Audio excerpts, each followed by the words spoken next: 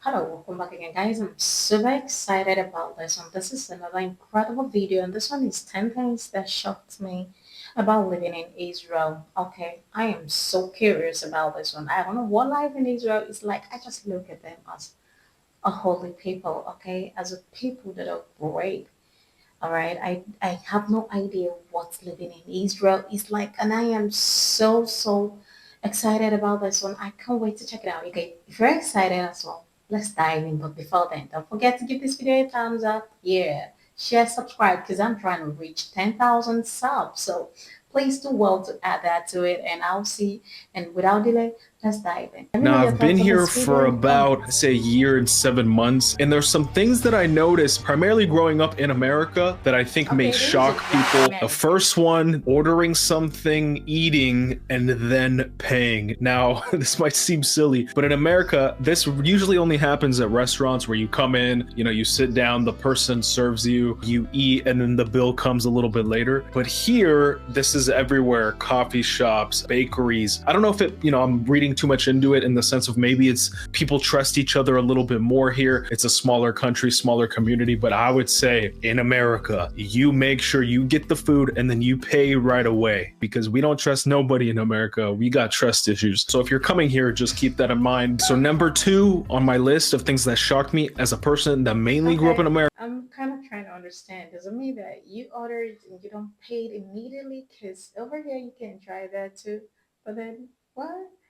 They trust each other. That means there's so much high level of trust over there in Israel. Wow, that's great. Is the portion sizes. This might not seem like a big deal. Everybody's got their own normal. I would say no, they don't have super size me here, for options. So for example, you got these little cups, right? People show up to parties, they might get, a 2 liter of soda. You go around and this might seem ridiculous to my Israeli friends. Like I'm explaining something super normal to them. So everybody gets a little cup, not a solo cup. Americans were used to the solo cup. I think it's like, maybe 12 ounces or actually, no, 16-ounce cups. Now that's huge here. Even if you're hella thirsty, it don't matter if you're out playing soccer, it don't matter if you're with a bunch of friends, they give you this little kid cup. It was weird because I'm like, okay, I drink it right away and I'm like, give me more. But then I was like, you know what? Maybe there's some sort of wisdom to this. Like, you take the little cup, you drink it, and maybe you savor it more. I'm not trying to like overanalyze every little thing. I think Americans objectively are just fat. So if somebody hands you this little cup, this little kid cup, don't take it as an insult. My Americans, this is a normal cup. This is a normal size. So just drink it slowly and then ask for more, Okay. because I know you want more. For the rest of the normal world where you're not obese and fat like Americans, this is not going to be an issue. So the third on the list, I would say this one's a little bit harder to explain, but I would say that Israelis care what other people think more than Americans. I think it's because of the size of the country. I believe roughly 10 million people live in Israel. So it's not a huge country, but it's also fairly small. So for example, I'll give you an example. A really popular show here is Big Brother. Yes, Big Brother, where you have these contestants and they live in a house, and it's just typical reality show stuff. But it's huge here, which is just hilarious. That's another thing that you can add to the list. Very random show to be huge here. They live in the house. You got men and women there, and there's no hooking up, nothing like that. My cousin said ever on that show, which is like very odd for an American reality show, because people are hooking up. It don't matter. They don't care. My cousin was saying like here, it's like a big scandal. Like it would be a big deal. You don't want to do that and embarrass your family, look bad, and face people and stuff like that. Maybe Israelis can comment down below and let me know Wow, that's great. I kind of love that. I truly love that. Wow. if I'm on point on that, which I think is a good thing. Let's not get it twisted.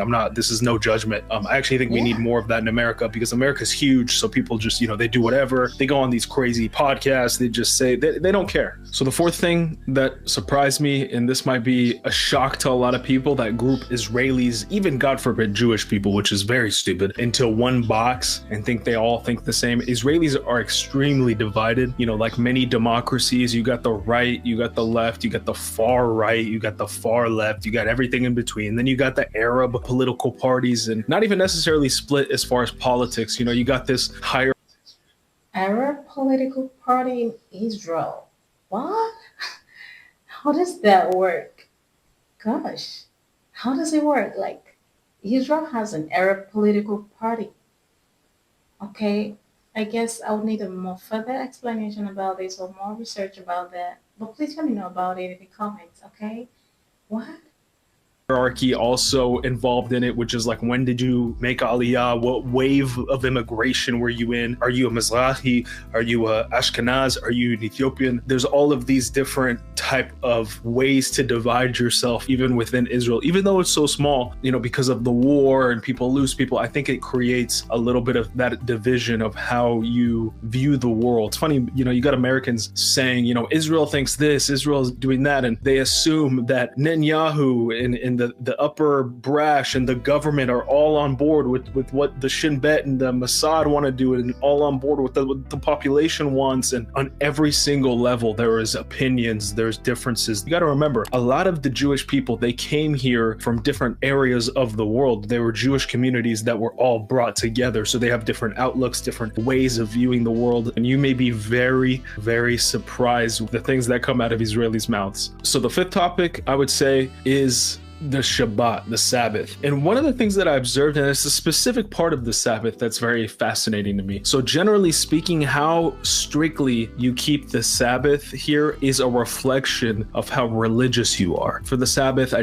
did no phone. It's like, okay, your other cousin might be like, I did no phone, no electricity, no TV, and I never turned on a light, nothing. People will be like, oh, wow, you're religious. You're very religious. It's a marker of your religiosity. I mean, that sounds like taken in a negative connotation, and I don't even mean it in a negative connotation of saying religiosity. That was one of the bigger shocks. Every community, every religious faction, even if it's the same religion, but different components of the religion, they have their own perspective of what being super religious is. So that was something that was very, very interesting to me. And number 6 on the list, this is kind of a minor one, their love of instant coffee. Now, yeah, instant coffee, Americans, did you hear that? They love instant coffee. Like, they actually like it when they have other options. Some actually choose the instant over brewing their own coffee. I don't know if this comes from the war, but I know a lot of people do, Turkish coffee when they're out. And some people even have like a little thing where you brew your own coffee when you're out on duty or whatever. But to be fair to them, the instant coffee here is like way better than the instant coffee in America. The instant coffee in America, generally the more popular ones, taste like garbage. So I actually can kind of see it. Even if you have all of these coffee options, you're going to choose instant coffee. It's kind of disgusting. But number 7 on the list, they have a lot of piercings.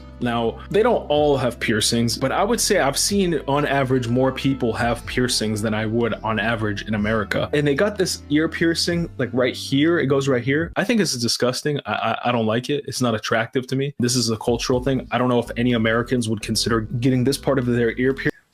Okay, a lot of piercings. How's that? I've seen a straight dude with his nipple pierced. Hey man, to each, actually maybe he's not straight. I don't know. I'm not 100% sure. But yeah, they like the piercing, especially this one. This one was what I'm shocked. This, based off the title of the show, this is what I was genuinely shocked about. The one that goes here, like right here, number 8. I was genuinely shocked, and I gotta keep it 100, how left the left is here. Very left. You would think because of the existential threats that Israel has, you wouldn't have this borderline self-hatred. Many leftists have this hatred of their country, and you would think, this is the only Jewish country. Why would you do anything to undermine it? Why would you do anything to weaken it? There are people that genuinely criticize it to the point where it borders on treason. And even at some point, I believe recently, they had a member of their Knesset actually be on temporary leave because of his remarks were actually treasonous. This is something that is very odd. And there have been spies, especially also, even throughout the war that's happening right now, spies that have been paid by outside entities. Maybe many Israelis don't know, like, hey, dude, this is it. This is the only country for you. Like, this is it. There are other places you can go. I'm just letting you know. Sometimes the grass ain't greener on the other side. Protect this country, respect this country, and fight for it, and don't do anything to undermine it, is my opinion. Okay, number 7. This is something that is very important to me. How clean the food is compared to American food. Now, you got other countries that have fresh ingredients, beautiful food, but compared to America, Israel food is very clean. The Mediterranean diet is very healthy. Hmm? People that have a personal hate towards their own country. Wow. Never saw that coming. I never imagined it, and I never thought it possible. Why would they do that? What? Oh no, I find it hard to believe that. Please let me know about that more about this very point in the comments. No, I find it so hard to believe that. What? For you. I think because of where Israel is located, they've been able to essentially create a way to grow food. You know, you got drip irrigation that is, notorious here. You have desalination technology so that they have water to water the crops. And many of the early settlers, they were just gardening. They were in kibbutzes. They were working the land, developing it. So there's definitely a agricultural fervor here to make your own food, to live off of the land. So that's something that makes sense as to why the food is so fresh. It's not being shipped from different part of the world, from so far away. Wow, this is great farming techniques. This is incredible. Wow, this is amazing. But the issue with that is, and this is something else, that seasonality is actually a thing here. So, for example, I believe I haven't had blueberries, and I love blueberries, and I hate the fact that there's no. I mean, I haven't found any blueberries. Maybe, any Israelis can comment down below. So, if something's not in season, it's not in season. You're out of luck. And the avocados are not good. This was supposed to be a positive aspect of the food here, but I'm kind of making it a negative. Number 10, one of the most interesting aspects of living in Israel is how different Tel Aviv is from the rest of the country. You got people that come to Israel, they come to Tel Aviv, which is a great city, which is a beautiful city, but they don't actually tap into the small towns, the medium-sized towns. Even Haifa, which is a huge town, but it's up in the north. Obviously, Jerusalem, a lot of people have been to Jerusalem. They usually do the Jerusalem, Tel Aviv. But the everyday cities here are incredible. They have these small communities, even the not so small ones. You got Ashdod, you got Netanya. And what's fascinating is everything's built up, right? So you might have,